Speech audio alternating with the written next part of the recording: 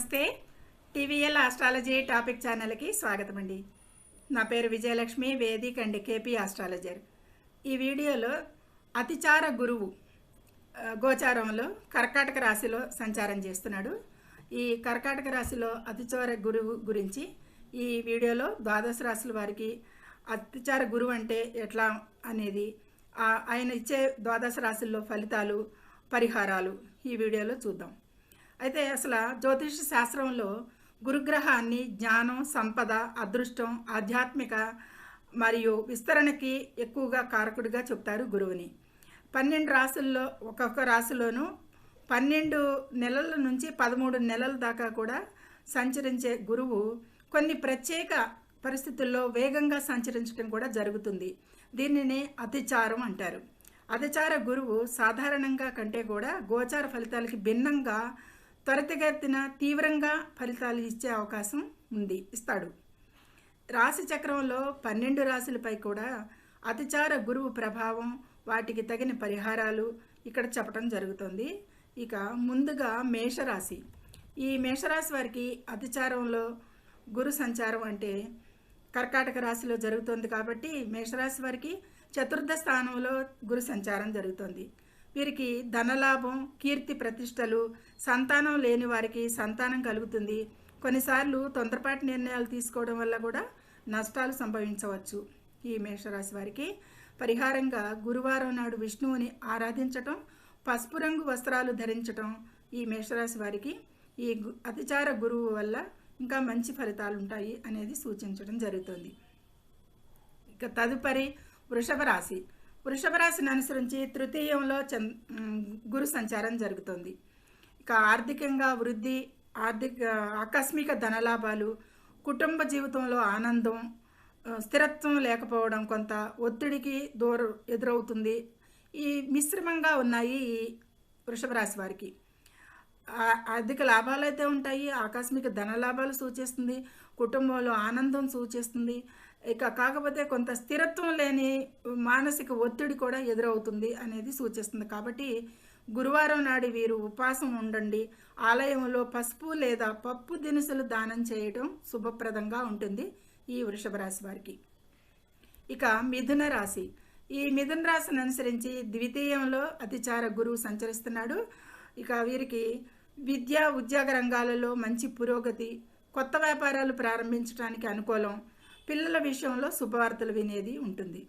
ఇక వీరు గురువారం నాడు గణపతిని పూజించడం వల్ల ఆ ఆటంకాలు తొలుగుతాయి. పేద విద్యార్థులకి సహాయం చేయడం అనేది శుభప్రదంగా ఉంటుంది. ఇక కర్కాటక రాశి. ఈ కర్కాటక రాశిని అనుసరించి రాశిలోనే గురువు అతిచారంగా నడుస్తున్నాడు.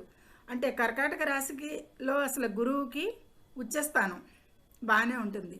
వీరికి కెరీర్లో అనుకూల మార్పులు, సామాజిక ప్రతిష్ట కూడా పెరుగుతుంది. ఈ అతిచార సంచారం వలన నవంబర్ 25 వరకు కూడా ఉండటం జరుగుతుంది. అయితే ఆరోగ్య సమస్యలు రావచ్చు కాబట్టి జాగ్రత్త వహించండి ఈ కర్కాటక రాశి వారు. గురువారం నాడు శివాలయంలో అభిషేకం చేయించడం, నిరుపేదలకు ఆహారం దానం ఇవ్వడం మంచి శ్రేయస్కరంగా ఉంటుంది. ఇక సింహరాశి. సింహరాశిని అనుసరించి వ్యయస్థానంలో గురు సంచరిస్తున్నాడు అతిచారంలో. పైగా దీర్ఘకాలంగా ఉన్న కోరికలు అయితే కొంత నెరవేరడానికి అవకాశం ఉంది. ఆధ్యాత్మిక ప్రయాణాలు చేస్తారు. ప్రయాణాల వల్ల లాభాలు కూడా సూచిస్తుంది అనేది చెప్పవచ్చు. ఇక పరిహారంగా గురువారం ఆలయంలో దాన ధర్మాలు చేయడం, పండితులను సత్కరించడం కూడా మంచి ఫలితాలు అనుకూలంగా ఉంటుంది. కన్యారాశి. కన్యారాశి వారిని అనుసరికి లాభస్థానంలో అతిచారంలో గురు సంచరిస్తున్నాడు. ఇక జీవితంలో పెద్ద పెద్ద మార్పులకి అవకాశం, లెర్నింగ్, కొత్త లెర్నింగ్ ఇంట్రెస్ట్, ఇంటర్నెట్ లెర్నింగ్లు కానీ, వాటికి కొత్త బాధ్యతలు చేపట్టడం కానీ, నైపుణ్యాలను పెంచుకోవడం ద్వారా కూడా వీరికి మంచి ఆర్థిక ప్రయోజనాలు కల్పిస్తాడు. ఆర్థిక విషయాల్లో అయితే స్థిరత్వం ఇస్తాడు. కొంచెం తక్కువగా ఉంటుంది స్థిరత్వం అనేది చెప్పచ్చు. ఇక దుర్గాదేవిని పూజించండి. ప్రతి గురువారం పసుపు వస్త్రాలు ధరించండి మంచి ఫలితాలకి. ఇక తులారాశి. ఈ తులారాశిని అనుసరించి దశమంలో గురువు సంచరిస్తున్నాడు. వ్యాపార భాగస్వామ్యాలు, పెళ్లి సంబంధాలలో మంచి జరుగుతుంది.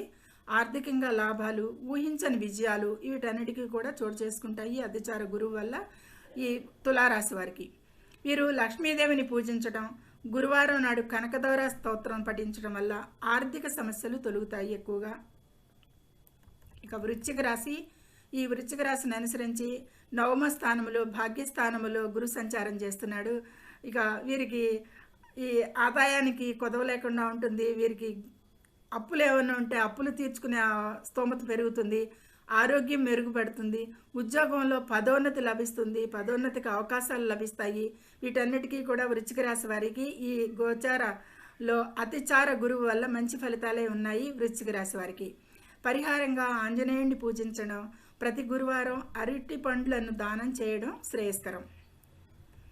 ఇక ధనుసు రాశి, ఈ ధనుసు రాశి వారికి అష్టమంలో గురువు అతిచారంలో సంచరిస్తున్నాడు. అన్ని రంగాల్లో అనుకూల ఫలితాలు ఉన్నప్పటికీ పట్టిందల్లా బంగారమే అన్నట్లు ఉంటుంది. అదృష్టం కూడా వీరికి బాగానే కలిసి వస్తుంది ఈ అష్టమ గురువు. ఎందుకంటే ద్వితీయ స్థానాన్ని చూస్తాడు ఈ ధనుసు రాశిని వారికి. కానీ అదృష్టం బాగానే కలిసి వస్తుందని చెప్పచ్చు. చతుర్థాన్ని కూడా చూస్తాడు మళ్ళీ. అక్కడ శని, అర్ధాష్టమ శని సంచారం చేస్తున్న శనిని కూడా పై కూడా గురుని దృష్టి ఉంటుంది. కాబట్టి ఈ ధనుసు రాశి వారికి అష్టమ సంచారం అదృష్టంగానే భావించాలి. దీర్ఘకాలంగా ఎదురు చూస్తున్న కోరికలన్నీ కూడా నెరవేరుతాయి అనేది చెప్పచ్చు. ఇక పరిహారంగా దక్షిణామూర్తిని పూజించడం, గురుచరిత్ర పారాయణం చేయడం వల్ల మరింత మంచి ఫలితాలకి అవకాశం. ఇక మకర రాశి, మకర రాశిని అనుసరించి సప్తమంలోనే గురు సంచారం చేస్తున్నాడు అతిచారంలో. ఇక ఆస్తులు కొనుగోలు చేయడానికి అనుకూలం, కుటుంబంలో ఆనందం ఉంటుంది, కెరీర్లో కష్టానికి తగిన గుర్తింపు ఉంటుంది ఈ మకర రాశి వారికి. వీరికి కూడా సప్తమంలో గురు మంచి ఫలితాలే ఇస్తాడు. ఇక పరిహారంగా వెంకటేశ్వర స్వామిని పూజించండి, గురువారం నాడు గోవుకి అరటి పండ్లు తినిపించండి, ఇంకా మంచి ఫలితాలు ఉంటాయి అనేది చెప్పచ్చు. కుంభరాశి వారికి, కుంభరాశి వారికి షష్టమ స్థానంలో అతిచారంలో గురు సంచారం అంటే వీరికి కొత్త ఆలోచనలు వస్తాయి, నిర్ణయాలు తీసుకుంటారు, వ్యాపారాలు, విద్యలో వృద్ధి, ఈ విధమైన మంచి ఫలితాలే ఉంటాయి. స్వీయ అభివృద్ధికి ఎక్కువగా దోహదం చేస్తుంది ఈ సంచారం వీరికి, కుంభరాశి వారికి. ఇక వాటిపైన ఎక్కువగా దృష్టి పెడతారు. శివాలయంలో ప్రదర్శనలు చేయడం, పేదలకు సహాయం చేయడం వల్ల ఇంకా మంచి ఫలితాలు ఉంటాయి అనేది సూచించడం జరుగుతుంది. ఇక మీనరాశి, ఈ మీనరాశిని అనుసరించి ఫలితాలు అంటే పంచమ స్థానంలో గురు సంచారం జరుగుతుంది. ఇప్పటి వరకు మీనరాశి వారికి చతుర్థంలో జరిగిన అనుకూలంగా లేని ఫలితాలన్నీ కూడా ఈ పంచమరాశిలో పంచమ స్థానంలో మంచి ఫలితాలే గురువు ఇస్తాడు. ఆర్థిక విషయాలలో మాత్రం తొందరపాటు నిర్ణయాలు తీసుకోకండి. కొంచెం అతిచారంలో ఉన్నాడు గురువు. ఆకస్మిక ధన నష్టాలు సంభవించే అవకాశం ఉంటుంది. అంటే గురునికి మూడు దృష్టిలు, సమసప్త భావం ఒకటి, 5వ భావం ఒకటి, 9వ భావం ఒకటి. ఈ భావాలు కూడా ఏ ఏ రాశుల మీద పడుతుంది ఆ విషయాల మీద కూడా చెప్పటం జరుగుతుంది. ఈ ఫలితాలు అన్నిటినీ సమన్వత్వాన్ని గుణంగా తీసుకుని చెప్పటం. సో కాబట్టి గురుని దృష్టిలు కూడా లెక్కించుకోవాలి. సో మీనరాశి వారికి పంచమంలో అదృష్టమే బాగుంది అని అనుకోవటానికి లేదు. దృష్టిలు కూడా ఎక్కడెక్కడ పడుతున్నాయి అనే దాని మీద ఈ విధమైన తొందరపాటు నిర్ణయాలు తీసుకోవద్దు. ఆకస్మిక ధన నష్టాలకి అవకాశం ఉంది. సో పరిహారంగా విష్ణు సహస్రనామాలు పఠించండి, గురువారం పసుపు రంగు వస్త్రాలు ధరించండి లేదా వస్త్ర దానాలు చేయండి. ఈ విధమైన గురు అనుగ్రహం కోసం ప్రయత్నించండి. ఇక ఈ వారం ఈ పీరియడ్లో అంటే మొన్న అక్టోబర్ 18 నుంచి నవంబర్ 25 వరకు అతిచారంలో ఉంటాడు గురువు. కాబట్టి ప్రతి గురువారం గురువుకి సంబంధించిన ఆలయాలను దర్శించండి. గురువుని ఆరాధించడం ద్వారా లేదా గురుబలం పెంపొందించుకోవడానికి అవకాశం ఉంటుంది. ఇక గోవులకి అరటిపండ్లు, బెల్లం, శనగలు తినిపించండి. మంచి ప్రతికూలతలకి అనుకూలతలకి కూడా కనిపిస్తుంది. ఇక ప్రతిరోజు కూడా పెద్దల నుండి ఆశీర్వాదం తీసుకుంటే అది మీకు మంచి ఫలితాలు ఇస్తుంది. పసుపు రంగు, బంగారం వంటివి ఎక్కువగా ధరించడానికి ప్రయత్నించండి. ఈ అతిచారంలో ఉన్న ఫలితాలు ఇంకా మెరుగుపడతాయి. ప్రతికూల ఫలితాలకి అనుకూలంగా మారేందుకు కూడా అవకాశాలు ఉంటాయి. మొత్తానికి గురువుని ఆరాధించండి. ఇది ఈ ద్వాదశ రాశుల వారికి కూడా అనుకూల ప్రతికూలతలు పరిహారాలతో చెప్పడం జరిగింది.